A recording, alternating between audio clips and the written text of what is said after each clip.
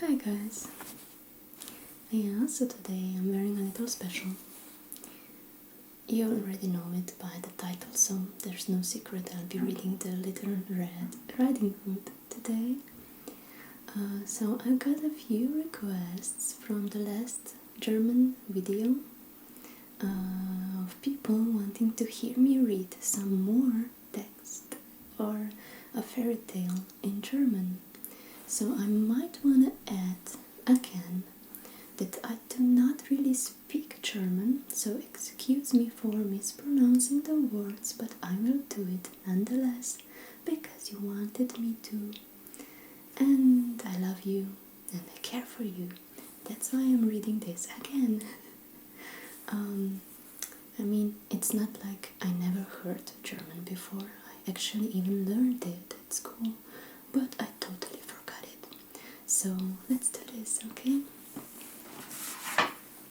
I'll be reading A Little Red Riding Hood. Rotkäppchen. Okay, I will look down, unfortunately, but yeah. Rotkäppchen. Es war einmal ein kleines, süßes Mädchen, das hatte jedermann lieb, der sie nur ansah, am allerbesten aber ihre Großmutter.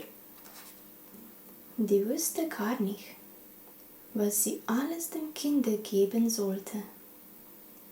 Einmal schenkte sie ihm ein Käppchen von rotem Samt, und weil ihm das so wohl stand und es nichts anderes mehr tragen wollte, heißt es nur das Rotkäppchen. Eines Tages sprach seine Mutter zu ihm: Komm, Rotkäppchen,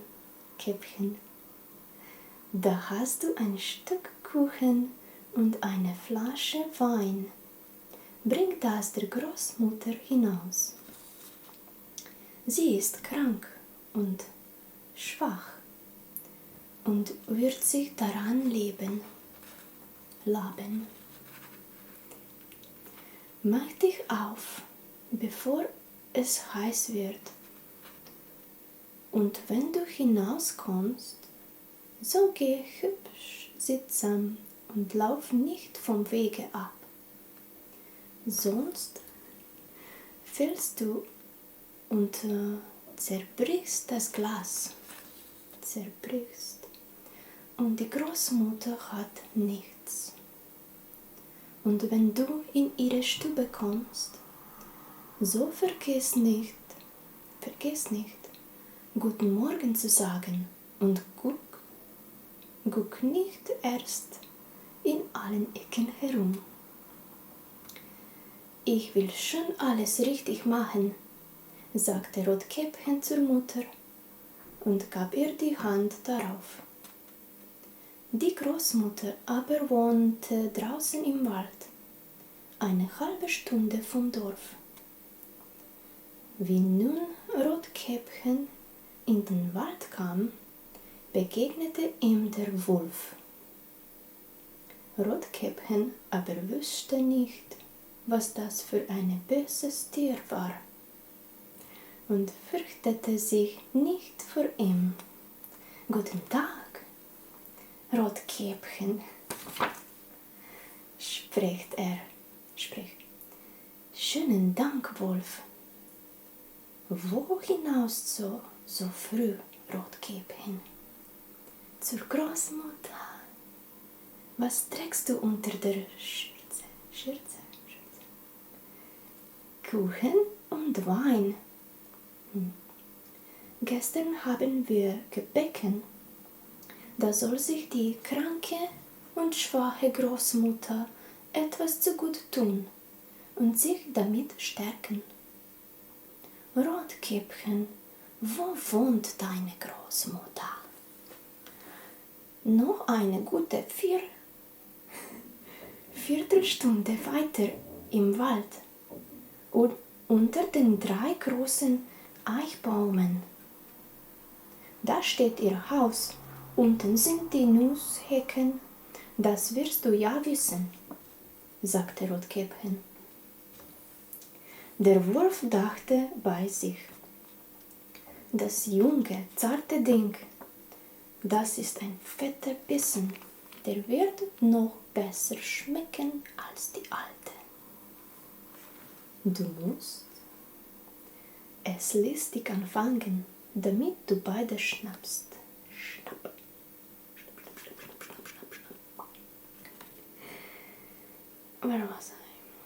Da ging er ein Weilchen neben Rotkäppchen her.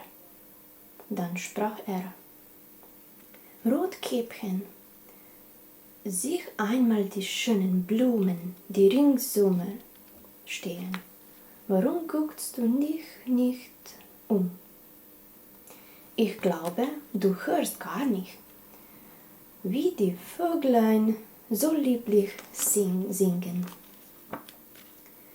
Du gehst ja für dich hin, als wenn du zur Schule gingst, und ist so lustig hausen in dem Wald. Rotkäppchen schlug die Augen auf, und als es sah, wie die Sonnenstrahlen durch die Bäume hin und her tanzen und alles voll schöner Blumen stand, dachte es: Wenn ich der Großmutter einen frischen Strauß mitbringe, der wird ihr auch Freude machen. Es ist so früh am Tag, dass ich doch zu rechter Zeit ankomme, lief vom Wege ab in den Wald hinein und suchte Blumen. Und wenn es eine gebrochen hatte, meinte es, weiter hinaus stande eine schönere, und lief danach und geriet immer tiefer in den Wald hinein. Der Wolf aber ging geradewegs nach dem Haus der Großmutter und klopfte an die Türe. Wer ist draußen? Rotkäppchen, das bringt Kuchen und Wein, mach auf. Drück nur auf die Klinke, rief die Großmutter. Ich bin so schwach und kann nicht aufstehen. Der Wolf drückte auf die Klinke, die Türe sprang auf und er ging, ohne ein Wort zu sprechen, gerade zum Bett der Großmutter und verschluckte sie. Dann tat er ihre Kleider an, setzte ihre Haube auf, legte sich in ihr Bett und zog die Vorhänge vor. Vorhänge. Rotkäppchen aber war nach den Blumen herumgelaufen, und als es so viel zusammen hatte, dass es keine mehr tragen könnte, fiel ihm die Großmutter wieder ein, und es machte sich auf den Weg zu ihr. Es wunderte sich, dass die Tür aufstand, und wie es in die Stube trat, so kam es ihm so seltsam darin vor, dass es dachte: Ei du mein Gott, wie ängstlich wird mir's heute zumut, und bin sonst so gerne bei der Großmutter. Es rief Guten Morgen, bekam aber keine Antwort. Darauf ging es zum Bett und zog die Vorhänge zurück. Da lag die Großmutter und hatte die Haube tief ins Gesicht gesetzt und sah so wunderlich aus. Ei, Großmutter, was hast du für große Ohren, dass ich dich besser hören kann? Ei, Großmutter, was hast du für große Augen, dass ich dich besser sehen kann? Ei, Großmutter, was hast du für große Hände, dass ich dies besser becken kann? Aber Großmutter, was hast du für ein entsetzlich großes Maul, dass ich das besser fressen kann? Kaum hatte der Wolf das gesagt, so tat er einen Satz aus dem Bette und verschlang das arme Rotkäppchen. Wie der Wolf seinen Appetit gestillt hatte, legte er sich wieder ins Bett, schlief ein und fing an, überlaut zu schnarchen. Der Jäger eben an dem Haus vorbei und dachte, wie die alte Frau schnarcht.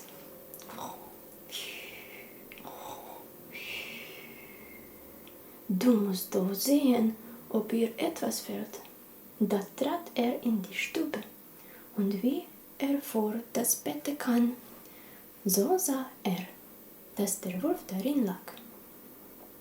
Finde ich dich hier, du alter Sünder, sagte er. Ich habe dich lange gesucht. Nun wollte er seine Büchse anlegen, da fiel ihm ein, der Wolf könnte die Großmutter gefressen haben, und sie wäre noch zu retten, schoss nicht, sondern nahm eine Schere und fing an, dem schlafenden Wolf den Bauch aufzuschneiden. Wie er ein paar Schnitte getan hatte, da sah er das rote Käppchen leuchten, und noch ein paar Schnitte, da sprang das Mädchen heraus und rief: Ach, wie war ich erschrocken, wie war es so dunkel in dem Wolf seinem Leb. Und dann kam die alte Großmutter auch noch lebendig heraus und konnte kaum atmen. Rotkäppchen aber holte geschwind große Steine, damit füllten sie dem Wolf den Leib, und wie er aufwachte, wollte er fortspringen, aber die Steine waren so schwer, dass er gleich niedersank und sich tot fiel. Da waren alle drei vergnügt. Der Jäger zog dem Wolf den Pelz ab und ging damit heim. Die Großmutter aß den Kuchen und trank den Wein, den Rotkäppchen gebracht hatte, und erholte sich wieder. Rotkäppchen aber dachte: Du willst dein Lebtag nicht wieder allein vom Wege ab in den Wald laufen, wenn dir's die Mutter verboten hat. Es wird auch erzählt, dass einmal, als Rotkäppchen der alten Großmutter wieder Gebäcknis brachte, ein anderer Wolf es angesprochen und vom Wege habe ableiten wollen. Rotkäppchen aber hütete sich und ging gerade fort seines Wegs und sagte der Großmutter, dass es dem Wolf begegnet war, der ihm guten Tag gewünscht, aber so bös aus den Augen geguckt hatte. Wenn's nicht auf offener Straße gewesen war, er hatte mich gefressen. Komm, sagte die Großmutter, wir wollen die Türe verschließen, dass er nicht herein kann. Bald danach klopfte der Wolf an und rief: Mach auf, Großmutter, ich bin das Rotkäppchen. Ich bring dir Gebäcknis. Sie schwiegen aber und machten die Türe nicht auf. Da schlich der Graukopf etliche Mal um das Haus, sprang endlich aufs Dach und wollte warten, bis Rotkäppchen abends nach Hause ginge. Dann wollte er ihm nachschleichen und wollte in der Dunkelheit fressen. Aber die Großmutter merkte, was er im Sinne hatte. Nun stand vor dem Haus ein großer Steintrock. Da sprach sie zu dem Kind: Nimm den Eimer, Rotkäppchen. Gestern hab ich Würste gekocht. Da trag das Wasser, worin sie gekocht sind, in den Trock. Rotkäppchen trug so lange, bis der große Trock ganz voll war. Da stieg der Geruch von den Würsten dem Wolf in die Nase. Er schnupperte und guckte hinab. Endlich machte er den Hals so lang, dass er sich nicht mehr halten könnte. Und dann fing zu rutschen.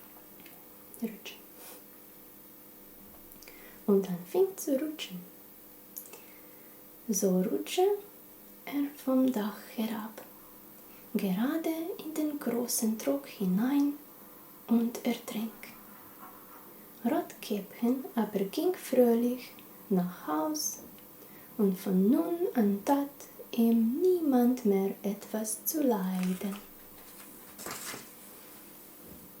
Thank you very much. Thank you.